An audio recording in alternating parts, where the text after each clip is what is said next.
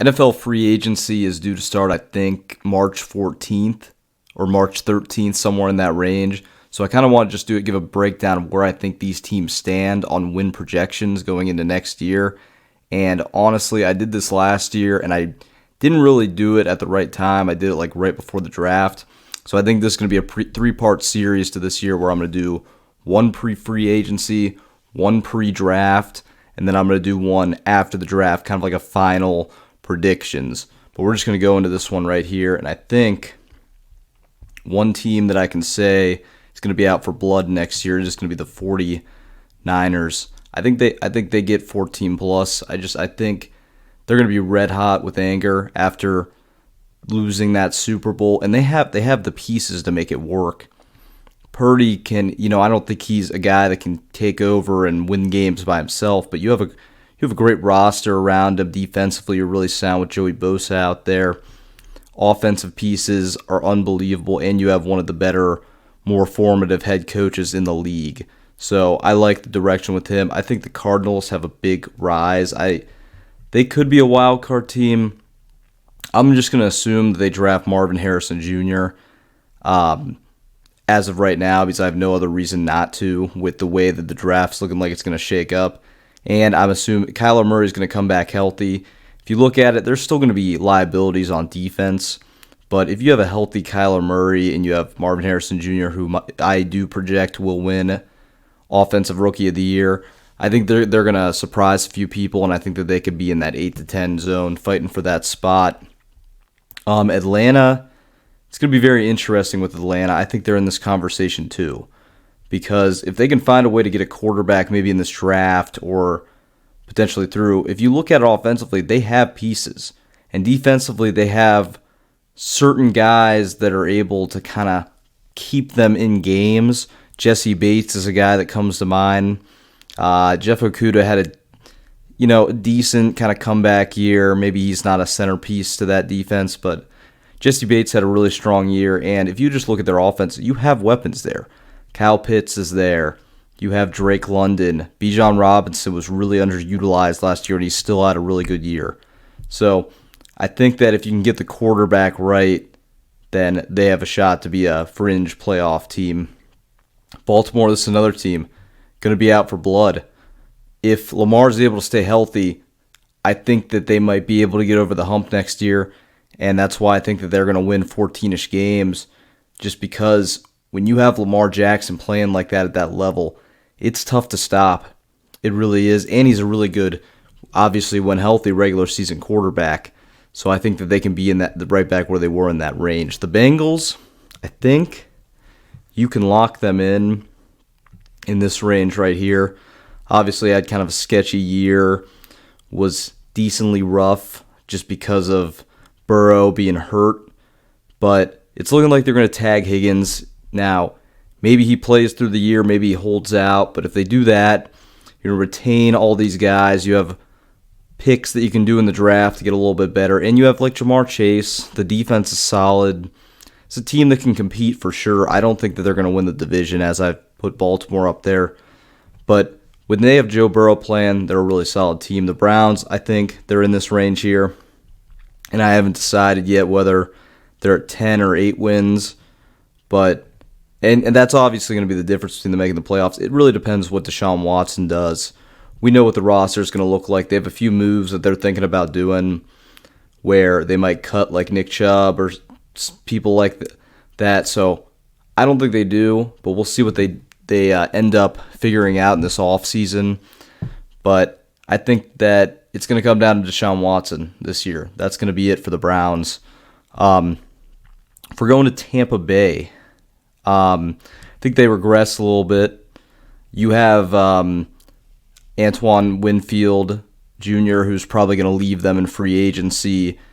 And Baker, how consistent can he be? Is he able to have a remarkable year again? I just don't see it personally, but it's possible. I just think that they take a bit of a regression. Buffalo Bills, I think they're right back in that 11-13 win category. Obviously, you have Josh Allen, Stephon Diggs. I think they'll be fine. Josh Allen, really refined, really good quarterback.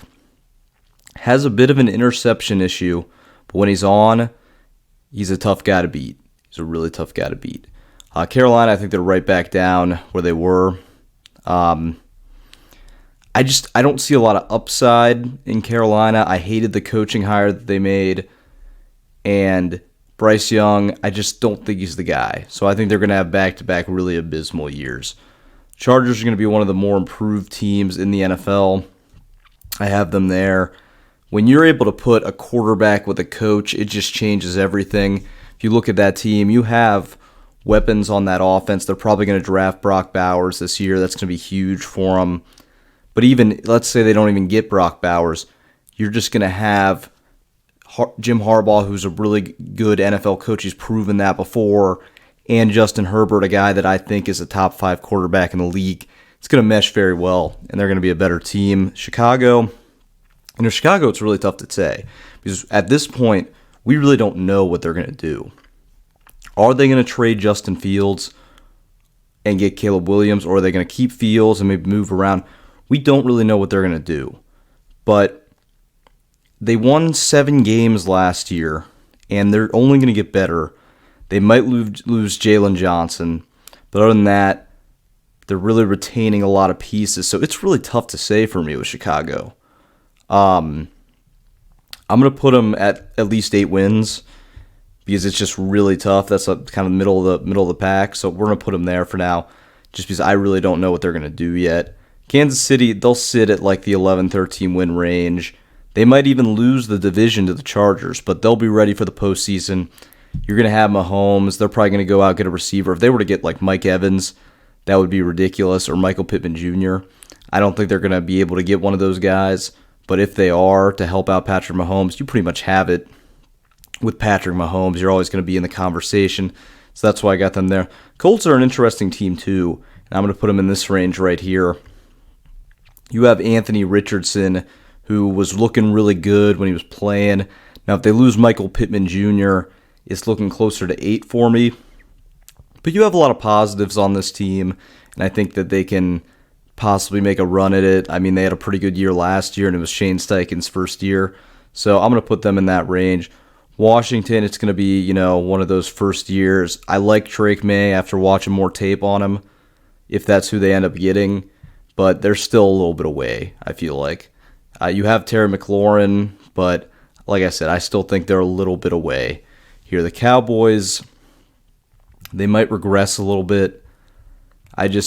They have a very talented roster. They have a very talented defense.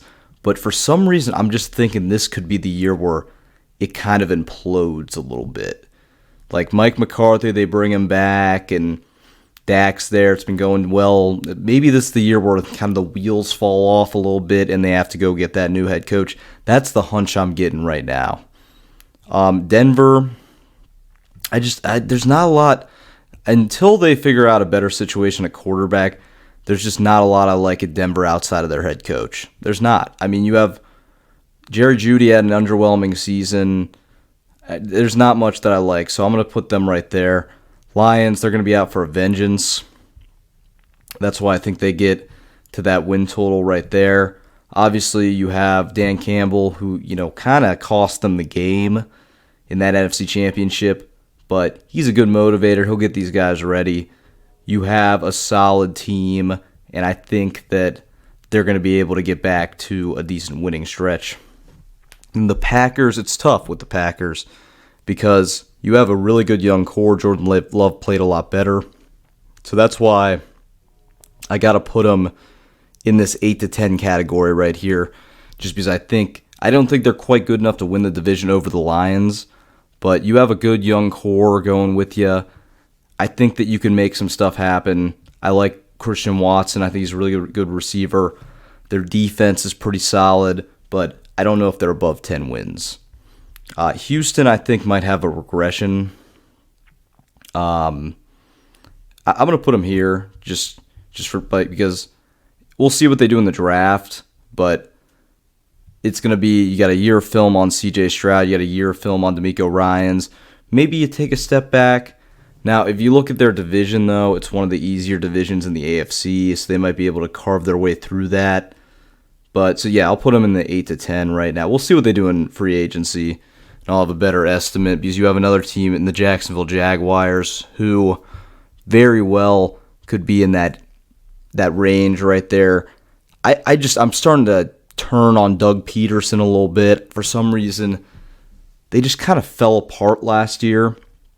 And I don't know if that's because Trevor Lawrence was somewhat banged up or lack of focus. I'm not sure what it was, but it's another team where they have their one rusher on defense, Josh Allen, really talented player. Can't afford to lose him. If they lose him in free agency, we'll see what my opinion will be. Then we have the Rams, and I think I got to put them in this category too because there's a lot of potential there. They could be a really good team. You have McVay, one of the better minds, and Puka Nacua was obviously a star. Defensively, they're decent. That's probably the weaker part of them, and you have kind of an aging Cooper Kupp, so we'll see what they do. With Sean McVay, you can never really count that team out. So I'll put them there. I think Miami is in that same boat as well, where it's just like, I like Mike McDaniel, I like Tyreek Hill. Is Tua the guy?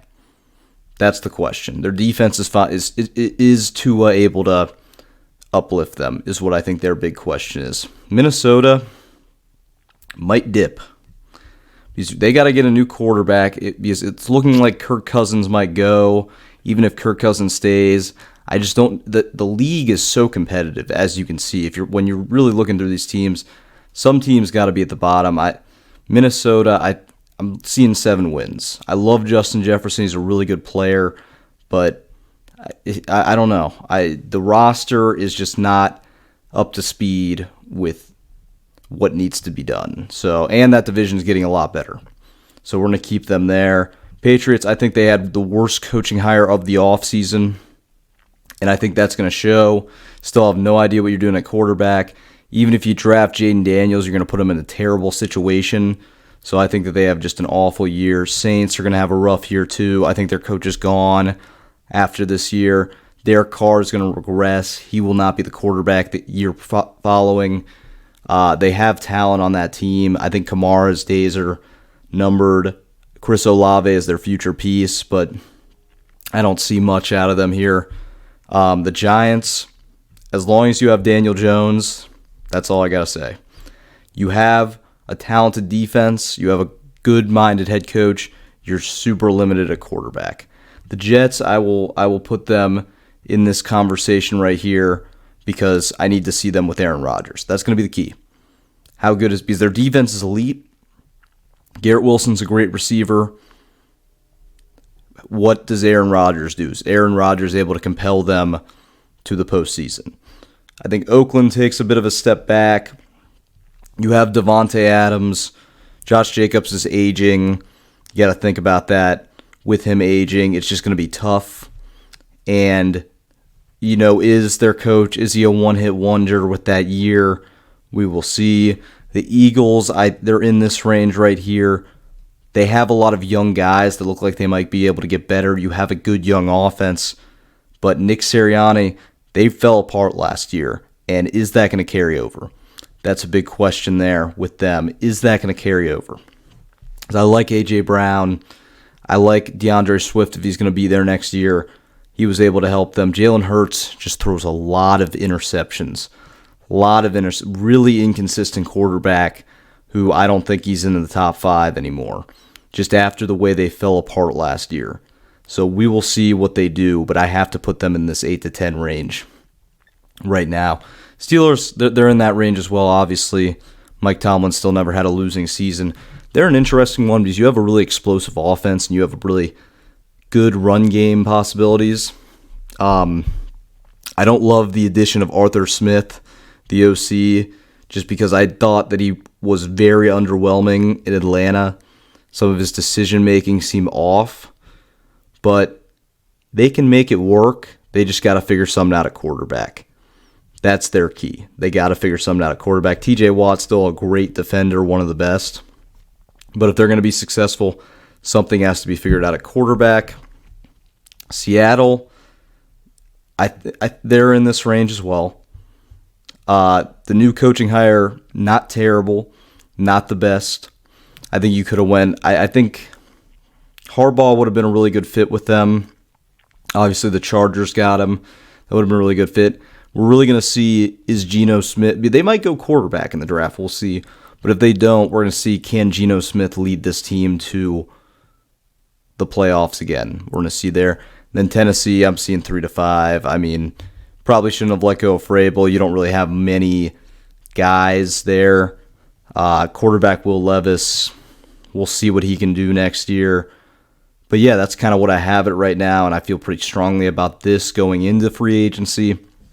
Obviously, free agency is going to shake this up a bit, and we're going to get a little bit of different results, but I think this is a solid starting point for part one of this series.